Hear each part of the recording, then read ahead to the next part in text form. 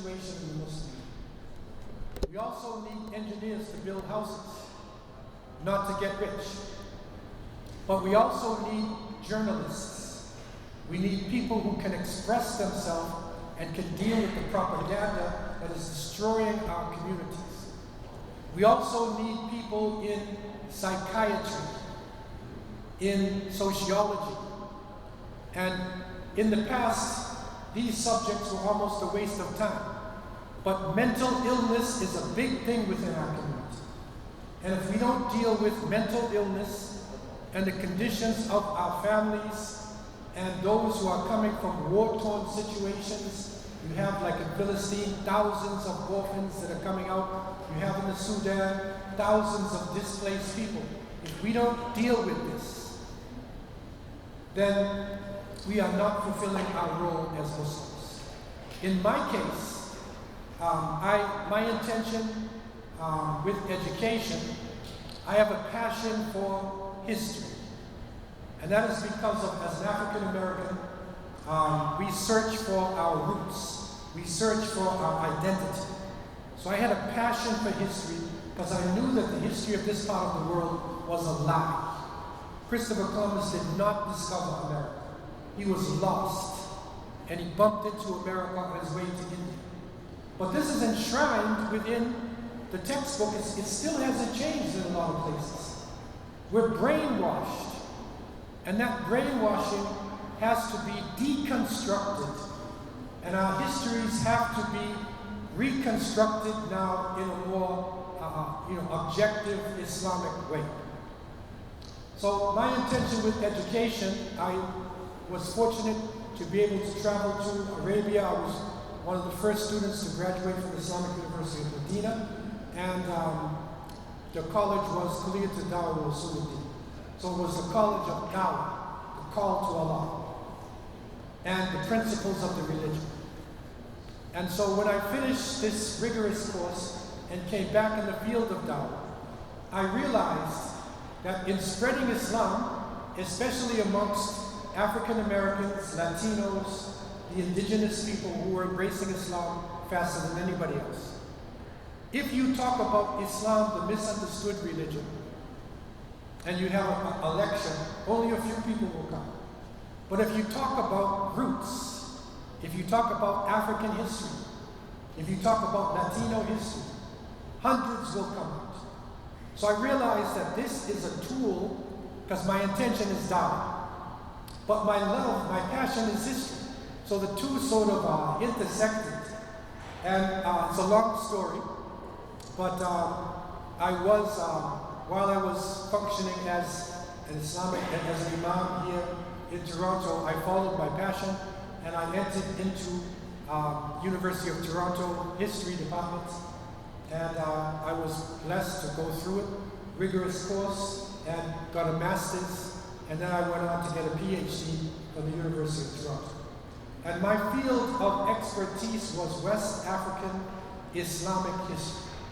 And I focused on the writings of a great mujaddid who revived the faith. Sheikh Ahmed Danfodio was his name.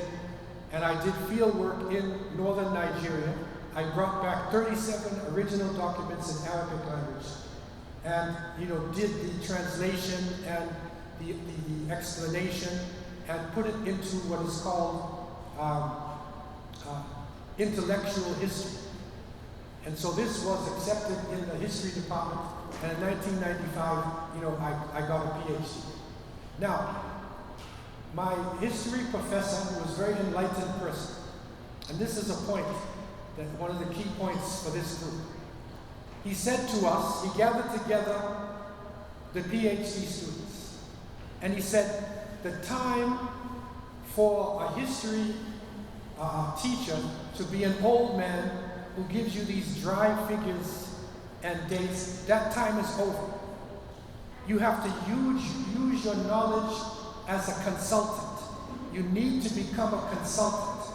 That whatever knowledge you have, you can use that in order to fulfill different issues in society. For instance, if the Canadian government is building a building in the lakeshore, and they come across graves down on the ground, they have to call in a history consultant who will come in, and he or she will look at the graves and date them and so forth. So you're a consultant. You're paid a very high wage, by the way.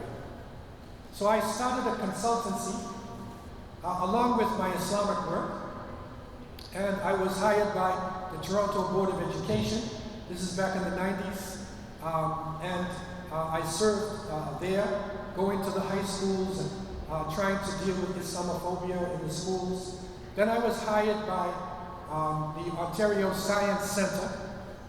They had a Science Whose Truth. So they tried to bring science from different perspectives. So they needed Islamic science. And so I was hired as a consultant to build the section on Islamic science. Then I was hired by the Royal Ontario Museum. They won the contract to build the National Museum of Saudi Arabia and to rebuild King Abdulaziz's palace and his Jami Masjid. So I was part of the team for 3 years with the Royal Ontario Museum, who put together the structure for the Saudi Arabian National Museum, which you can now see in Riyadh, in the capital in Riyadh. Also, in the field, I started to connect with different groups. Children's Aid Society, Deaf Society, all types of groups. So I was connecting as a consultant, but at the same time, I was doing dawah. So that was a blessing, that my means of income would be connected with my dawah as well. That's a blessing. Okay? The point I'm saying is that intention is critical, and then also to have flexibility in whatever field that you go into. So if you're in a particular area, if you're going to be an